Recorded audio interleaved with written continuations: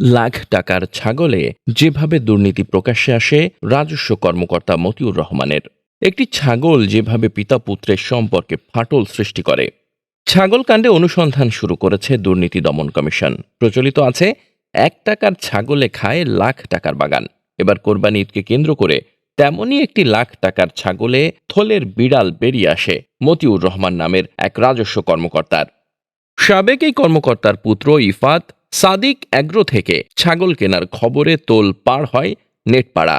ফলে ছাগল কেনার দ্বন্দ্বে এই কর্মকর্তা তার নিজের পুত্রকে পরিচয় দিতে অস্বীকার করে।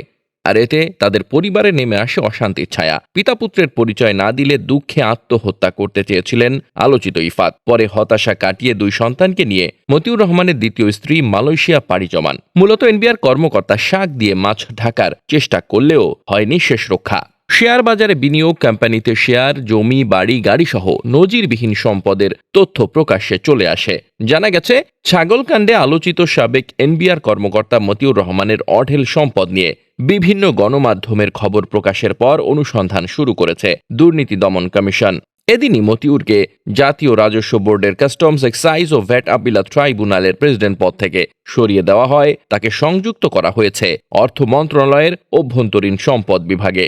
ঘটনার সূত্রপাত হয় কোরবানির ঈদে ঢাকার সাদিক এগ্রো থেকে 12 লাখ টাকার একটি ছাগল কিনে আলোচনার জন্ম দেন মতিউর রহমানের ছেলে মুশফিকুর রহমান ইফাত। এছাড়া কেনেন আরও কয়েক লাখ টাকার গরু।